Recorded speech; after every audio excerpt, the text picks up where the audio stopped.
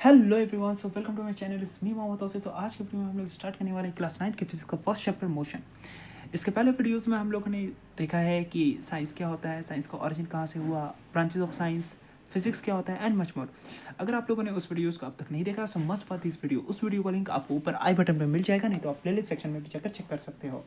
Introduction आपसे एक playlist बना है। आपको किसी भी चैप्टर का या किसी भी सब्जेक्ट का स्टार्टिंग करते हो तो उसके बारे में आपको इंट्रोडक्शन क्लियर होना चाहिए। तो आप इंट्रोडक्शन वीडियोस को एक बार देख लो। और हाँ, नोट्स बनाते रहें, हर रोज़ 4 घंटे पढ़ते रहें और इससे आपको बटन भी नहीं होगा एग्ज़ाम के वक्त और इजी वे में हर कुछ क्लियर भी हो जाएगा। और आपके सिलेबस भी मेरे साथ बने रहें, आपके सिलेबस भी सारे कंप्लीट हो जाएंगे धीरे धीरे। तो चलिए स्टार्ट करते हैं। Branches of physics.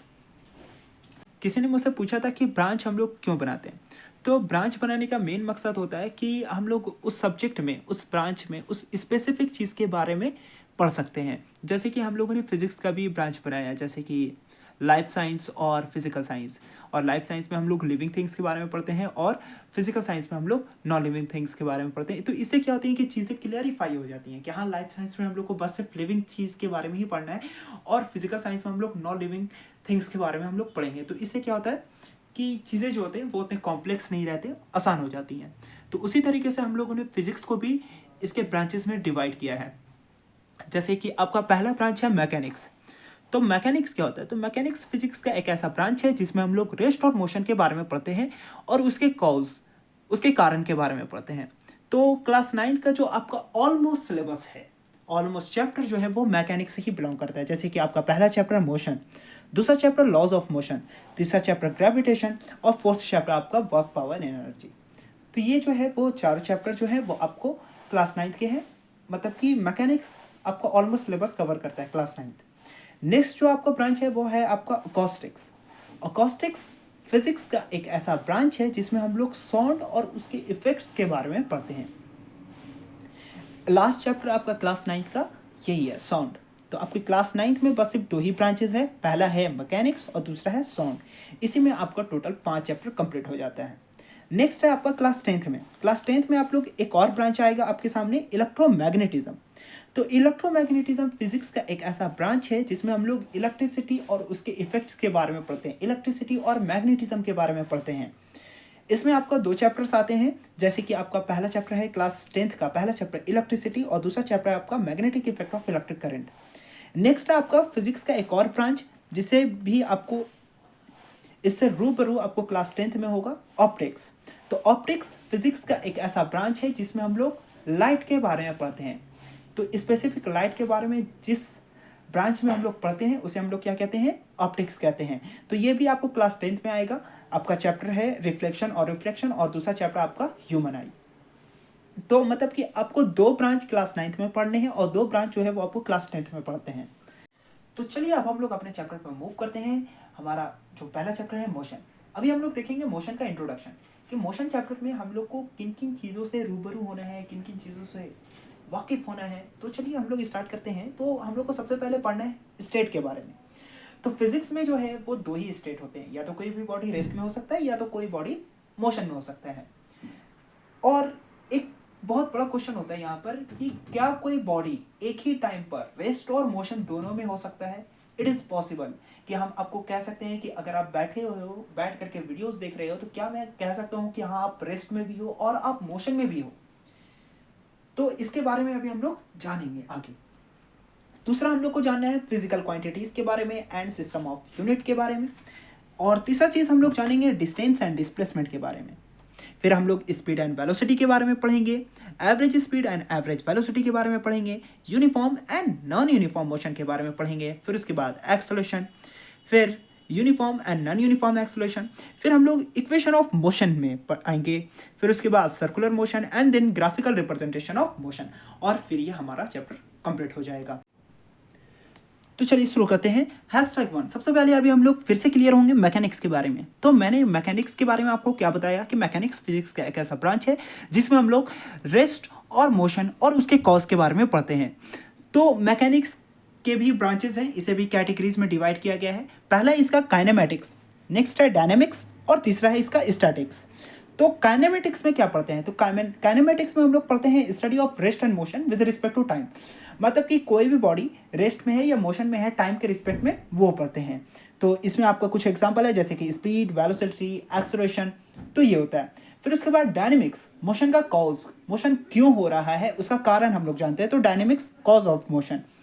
इसका एग्जांपल है जैसे कि फोर्स, मतलब कि कोई भी बॉडी में मोशन हो सकता है, किसके कारण हो सकता है, फोर्स के कारण हो सकता है, एनर्जी के कारण हो सकता है, तो उसी को हम लोग डायनेमिक्स में पढ़ते हैं।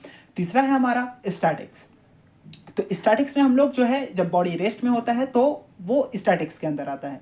तो क्या अभी हम लोग समझे कि मैकेनिक्स फिजिक्स का एक ऐसा ब्रांच है जिसमें हम लोग रेस्ट और मोशन के बारे में पढ़ते हैं और उसके कॉज के बारे में पढ़ते हैं। मैकेनिक्स के 3 कैटेगरीज में डिवाइड किया गया है। पहला कैटेगरीज है काइनेमेटिक्स, मतलब कि काइनेमेटिक्स में हम लोग पढ़ते हैं रेस्ट और motion with respect to time, मतलब कि कोई भी बॉडी रेस्ट में है या मोशन में है टाइम के रिस्पेक्ट में वो पढ़ते हैं। और डायनेमिक्स में कॉज ऑफ मोशन के बारे में पढ़ते हैं, मतलब कि मोशन का कारण, मोशन क्यों हो रहा है, कि किसी भी ऑब्जेक्ट पर मैंने ये पेन है, पेन पर फोर्स लगाया तो ये कॉज ऑफ मोशन, मोशन का कारण क्यों है, क्या है, मतलब कि पेन क्यों मूव किया, फोर्स लगाने से मूव किया, ठीक है, इसमें एनर्जी आया, तो ये होता है। फिर उसके बाद हम लोग स्टैटिक्स के बारे में पढ़ते हैं। स्टैटिक्स मतलब कि जब बॉडी क्या होता है, रेस्ट पर होता है, तो वो।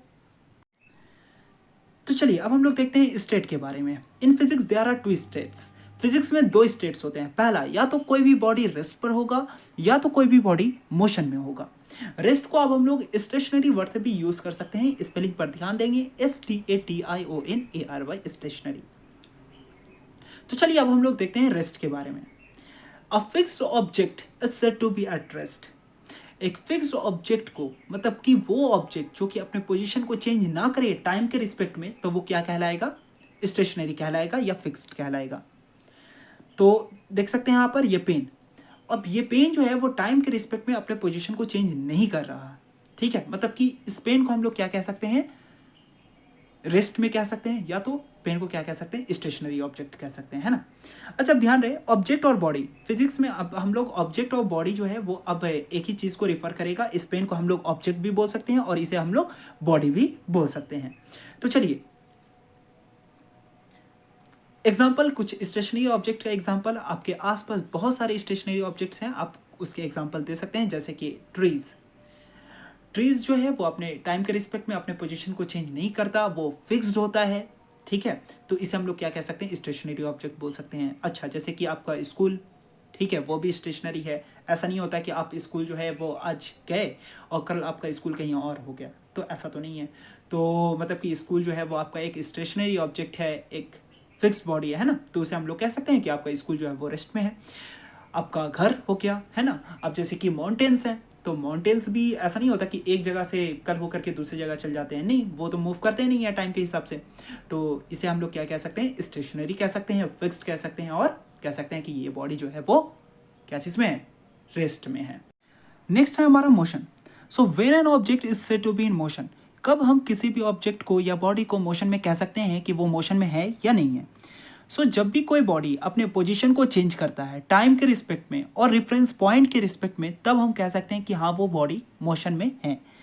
तो when an object changes its position with respect to time and reference point, then it is said to be in motion।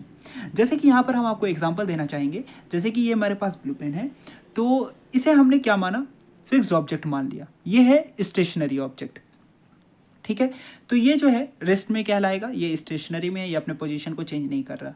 दूसरा ये वाला पेन है, तो अब जो है वो हम क्या कर रहे हैं कि इस पेन को मूव कर रहे हैं, तो जैसे जैसे ये मूव कर रहा है तो टाइम तो लग ही रहा है, मतलब कि ये अपने पोजीशन को चेंज कर रहा है टाइम के रिस्पेक्ट में और रेफरेंस पॉइंट के रिस्पेक्ट में, जो कि इसका रेफरेंस पॉइंट कौन है, ये वाला पेन।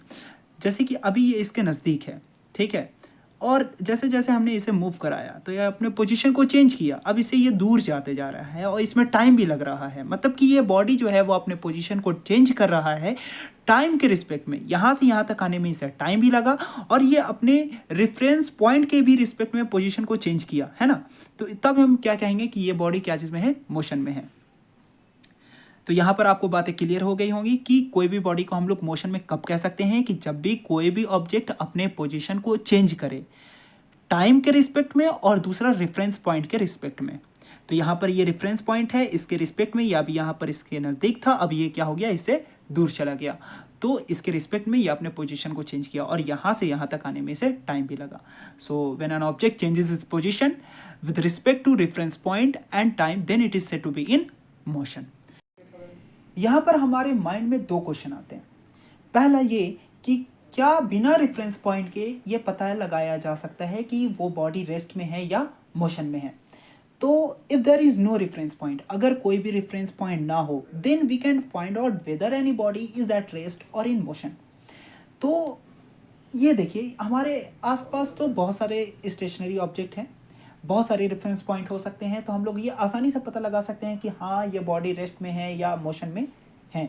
तो लेकिन अगर ये रेफरेंस पॉइंट ना हो, अगर हम ये सारी चीज़ों को हटा दें, ठीक है, मतलब कि ब्लैंक कर दें, हर कुछ ख़त्म। जैसे कि इसके लिए मैं आपको एक एग्जांपल देना चाहूँगा। तो आप सबसे पहले अपने आँखों को बंद करेंगे, ठीक है, और आप सोचेंगे कि कुछ भी नहीं है, मतलब कि एवरीथिंग इज़ ब्लैंक। तो यहाँ पर आपको बस सिर्फ एक ब्लैंक दिखाई दे रहा है, पूरा हर चीज़ ब्लैक हो गया। अब उस ब्लैंक में क्या करेंगे, एक रेड कार को रखेंगे, ठीक है। अब यहाँ पर कोई भी रेफरेंस पॉइंट नहीं है, कोई भी ऑब्जेक्ट नहीं है, सिर्फ एक रेड कार। अब ये रेड कार जो है वो रेस्ट में है या मोशन में है, क्या आप ये पता लगा सकते हो? ये पता लगाना यहाँ पर पॉसिबल नहीं है, क्योंकि यहाँ पर कोई भी रेफरेंस के लिए कोई भी दूसरा पॉइंट नहीं है, कोई भी फिक्स्ड ऑब्जेक्ट नहीं है, सारे तरफ ब्लैक है और बीच में एक रेड कार। अब ये रेड कार को पता लगाना जो है वो मुश्किल है, नहीं पता लगाया जा सकता कि ये रेड कार रेस्ट में है या मोशन में है। मतलब कि इसे क्या पता चला कि रेफरेंस पॉइंट का होना बहुत ज़रूरी है। नेक्स्ट आपका दूसरा क्वेश्चन आपके माइंड में ये आया होगा कि why we take a stationary object as a reference point. क्यों हम लोग एक स्टेशनरी ऑब्जेक्ट को ही रेफरेंस पॉइंट लें, किसी मूविंग ऑब्जेक्ट को क्यों नहीं ले सकते? तो देखिए, अगर मान लेते हैं हम लोग को, अब फिर से आपको अपने आंखों को बंद करना है, ठीक है, आप अपने आंखों को बंद करें। तो यहाँ पर फिर से चारों तरफ क्या है, ब्लैंक, कुछ भी नहीं, पूरा डार्क है, ठीक है। अब इस आप डार्क में क्या रखेंगे, एक रेड कार को रखेंगे और एक ब्लू कार को रखेंगे। अब दोनों कार को इस बार हम लोग मूव करवा रहे हैं, अच्छा, और कुछ भी नहीं है, सिर्फ रेड कार और ब्लू कार, और कोई भी स्टेशनरी ऑब्जेक्ट नहीं है, और फिर चारों तरफ से ब्लैंक ही ब्लैंक। अब क्या करेंगे, हम लोग रेड कार और ब्लू कार दोनों को मूव करवाएंगे विथ द सेम स्पीड। मान लेते दोनों 40 किलोमीटर पर आवर की स्पीड से चल रहा है। अब क्या आप ये पता लगा सकते हो कि ये दोनों कार रेस्ट में है या मोशन में है? तो देखिए यहाँ पर भी पता नहीं लगाया जा सकता, क्योंकि अब दोनों एक ही स्पीड से चल रहे हैं। तो यहाँ पर हम नहीं पता लगा सकते कि वो कार्स जो हैं वो मोशन में हैं, क्योंकि दोनों एक ही स्पीड के साथ चल रहा है और यहाँ पर भी पता लगाना मुश्किल है। तो इसलिए हम लोग क्या करते हैं कि एक स्टेशनरी ऑब्जेक्ट को ही रेफरेंस पॉइंट लेते हैं। अब आप पूरे चीज़ों को कंक्लूड करेंगे। सबसे पहले अपने आंखों को बंद करो, और बंद करने के बाद अब हम लोग क्या करेंगे, यहाँ पर एक रेड कार को रखेंगे। अब यहाँ पर हम लोग क्या रखेंगे, एक ट्री, पेड़ जो है वो ग्रीन कलर का है। अब ये पेड़ जो है वो स्टेशनरी है, वो मूव नहीं कर रहा, ठीक है। तब अगर कार जो है वो अगर मेरा मोशन में रहेगा तो वो टाइम के रिस्पेक्ट में अपने पोजीशन को चेंज करेगा, और रेफरेंस पॉइंट के भी रिस्पेक्ट में। मतलब कि अब हम लोग पता लगा सकते हैं कि हाँ वो रेड कार जो है वो मोशन में है या वो रेस्ट में है। वो भी हम लोग पता लगा सकते हैं कि अगर वो अपने पोजीशन को चेंज नहीं करेगा रेफरेंस पॉइंट के रिस्पेक्ट में, तो भी हम लोग पता कर सकते हैं कि हाँ वो ऑब्जेक्ट जो है वो क्या चीज़ में है, रेस्ट में है। मतलब कि ये चीज़ें हम लोग को यहाँ पर कंक्लूड हो गई कि रेफरेंस पॉइंट का होना बहुत ज़रूरी है, और रेफरेंस पॉइंट जो है वो हम लोग हमेशा एक स्टेशनरी ऑब्जेक्ट को ही लेंगे। तो आपको यहाँ पर मोशन के बारे में सब कुछ क्लियर हो गया होगा कि मोशन क्या होता है। तो एट लास्ट में अपने फाइनली उस क्वेश्चन पर आता हूँ जो मैंने आपसे स्टार्टिंग में ही पूछा था कि क्या हम लोग एक ही टाइम पर किसी भी ऑब्जेक्ट को रेस्ट और मोशन दोनों में कह सकते हैं? तो इसका आंसर है हाँ, हम लोग एक ही टाइम पर किसी भी ऑब्जेक्ट को रेस्ट और मोशन में कह सकते हैं, because rest and motion are relative term. Rest और मोशन जो है वो क्या है, रिलेटिव टर्म है। रिलेटिव टर्म कहने का मतलब ये डिपेंड करता है ऑब्जर्वर पर कि आप कहाँ से देख रहे हो। इसके बारे में आपको एक एग्जांपल दूंगा। जैसे कि आप अभी बैठे हो, आप बैठ करके मोबाइल देख रहे हो, वीडियो देख रहे हो, तो आप अभी किस पोजीशन पर हो, रेस्ट पर हो। लेकिन ये आप खुद के रिस्पेक्ट में रेस्ट में हो। लेकिन अगर आपको वही कोई एक एस्ट्रोनॉट स्पेस से देखेगा तो वो आपको क्या बोलेगा, वो आपको बोलेगा कि वो आप क्या हो, मोशन में हो, क्योंकि अर्थ जो है वो कंटिन्यूसली मूव कर रहा है। तो वो क्या बोलेगा, अर्थ के साथ साथ आप भी मूव कर रहे हो, मतलब कि आप किस पोजीशन में हो गए, मोशन में हो गए। किसके रिस्पेक्ट में, एस्ट्रोनॉट के रिस्पेक्ट में। लेकिन आप खुद के रिस्पेक्ट में क्या चीज में हो, मोशन में हो। तो इसलिए हमने कहा कि रेस्ट और मोशन जो है वो एक रिलेटिव टर्म है, डिपेंड करता है कि आप कहाँ से देख रहे हैं। एक और मैं आपको एक एग्जांपल दूंगा। जैसे कि मान लेते हैं एक कार है और कार में आप बैठे हुए हो और आपके साथ एक और है लड़की लड़का जो है, मान लो साथ में बैठे हैं या जो भी मानना मान लो। तो आप क्या हो, आप दोनों आप कार आप चला रहे हो, ठीक है। तो चला रहे हो लेकिन फिर भी आप दोनों एक दूसरे के रिस्पेक्ट में क्या चीज में हो, रेस्ट में हो। लेकिन वही अगर कोई एक लड़का जो कि बाहर से देख रहा है तो वो क्या बोलेगा, वो बोलेगा कि आप दोनों जो हो वो मोशन में हो, क्योंकि कार मूव कर रहा है।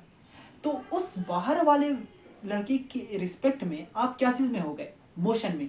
लेकिन वही अगर आप दोनों खुद को अंदर में देखते हो तो आप दोनों एक दूसरे के रिस्पेक्ट में क्या हो गए, रेस्ट में हो गए। लेकिन अगर वो लड़का बाहर से देख रहा है तो आप दोनों क्या हो गए, मोशन में हो गए। तो इसलिए मैंने कहा कि rest and motion are relative term. ये रिलेटिव टर्म है, ये डिपेंड करता है किस पे डिपेंड करता है, ऑब्जर्वर पर डिपेंड करता है। So rest and motion are relative term. Rest और मोशन जो है वो एक रिलेटिव टर्म है because they depend on the observer frame of reference. क्योंकि ये ऑब्जर्वर फ्रेम ऑफ रेफरेंस पर डिपेंड करता है कि आप कहाँ से देख रहे हैं। फ्रेम ऑफ रेफरेंस मतलब कि देखने का नज़रिया, कि आप कहाँ से देख रहे हो। तो आज के लिए इतना ही। तो बने रहे मेरे वीडियो के साथ और आपका चैप्टर जो है वो ऐसे ही धीरे धीरे कंप्लीट हो जाएगा। सो आप सारे वीडियोस को देखें और हाँ, मेरे चैनल को सब्सक्राइब करें और इसे ज़्यादा से ज़्यादा शेयर करें कि